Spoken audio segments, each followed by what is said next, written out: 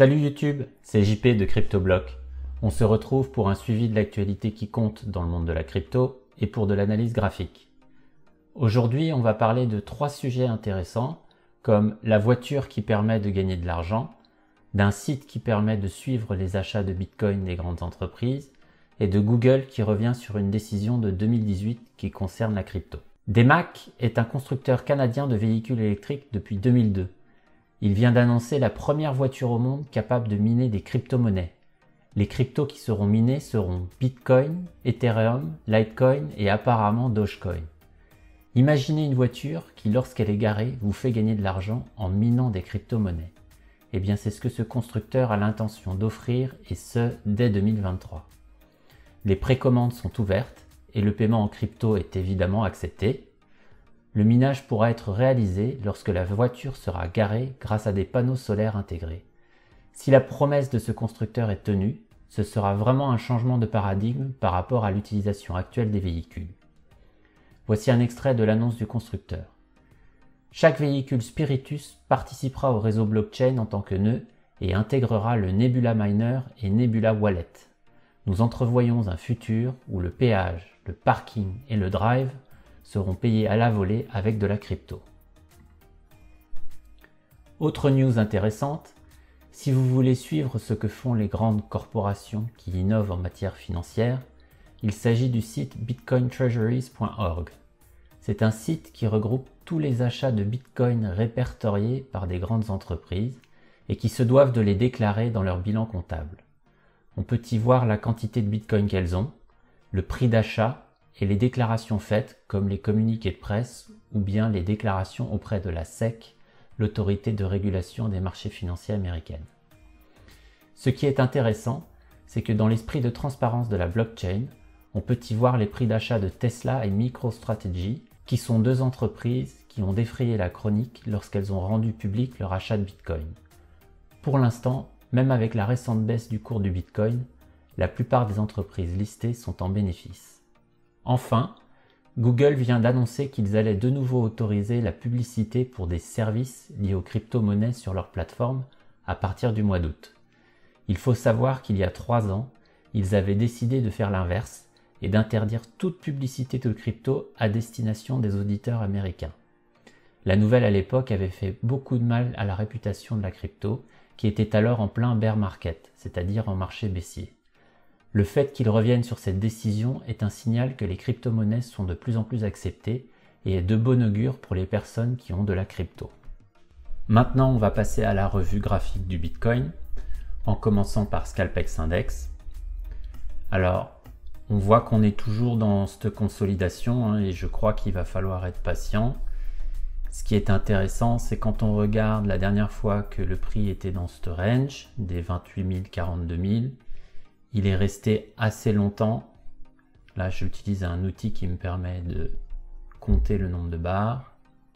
Chaque barre est une journée et donc voilà, la dernière fois que le prix du Bitcoin était dans cette zone, on est resté une trentaine de jours avant de continuer à la hausse.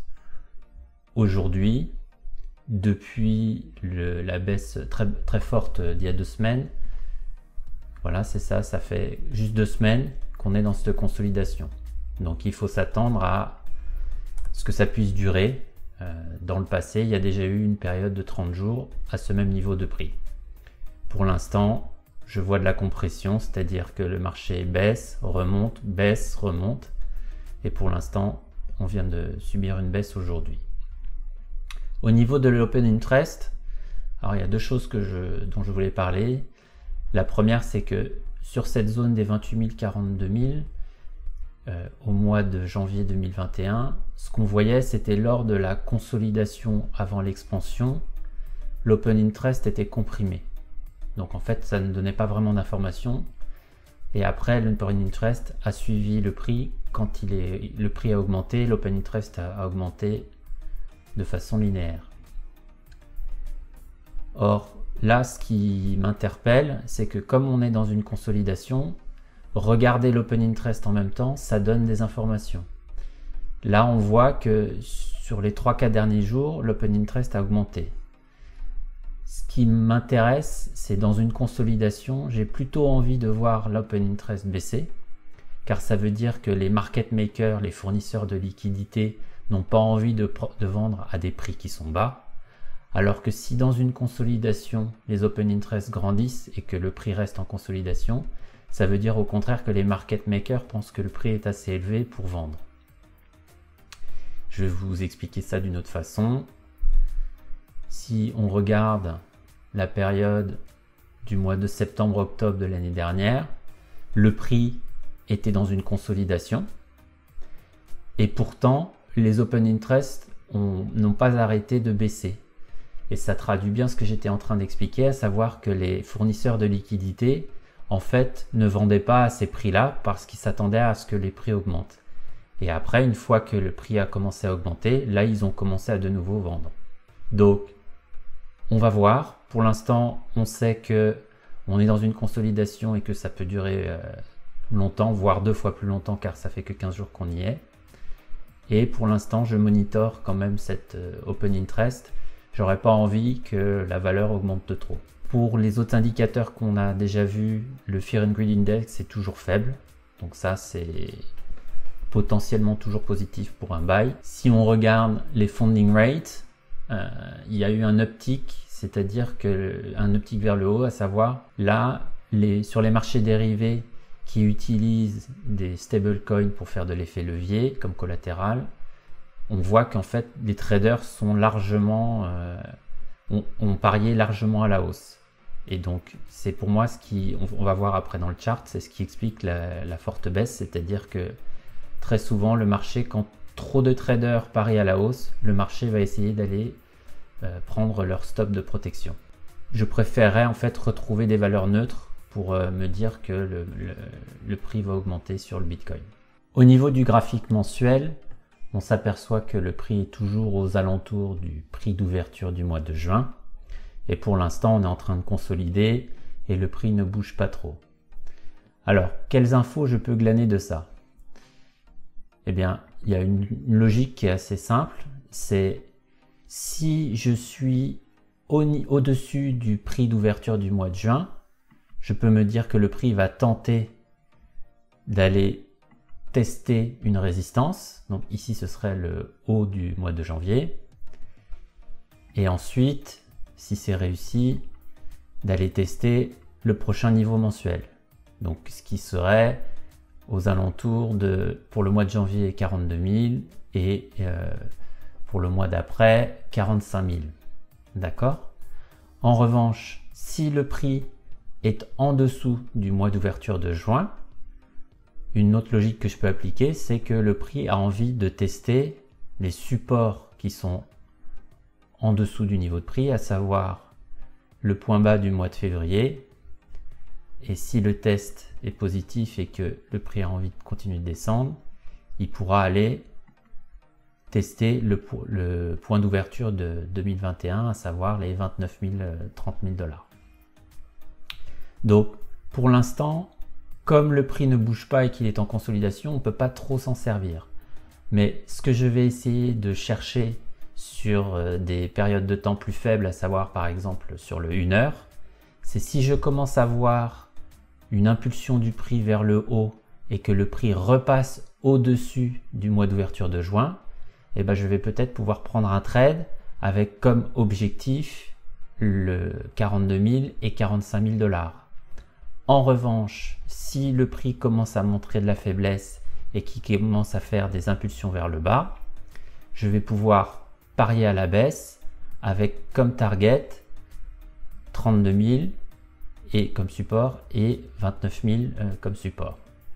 Donc, est-ce que ce sont des informations qu'on voit sur les low time frame? Donc là, on est sur le weekly.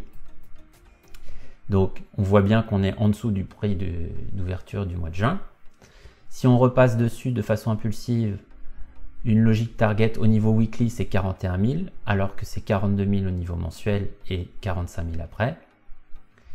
Et dans l'autre sens, si on commence à avoir un affaiblissement du prix, il y aurait comme premier niveau au niveau weekly 33 et le niveau mensuel c'est 32 200 et le prix d'ouverture 2021 c'est 29 000.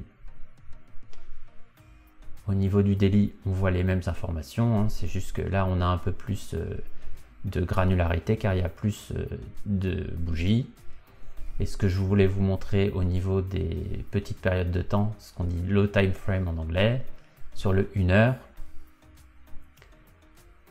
vous voyez, en fait, tous les gens qui ont parié à la hausse avaient leur stop de protection ici, aussi ici, et en fait là, comme il y avait trop de gens qui pariaient à la hausse, eh bien le marché les a rendus humbles et est venir prendre la liquidité en dessous de ces points bas ici et ici. Donc pour l'instant ça consolide. Moi, ce que je voudrais voir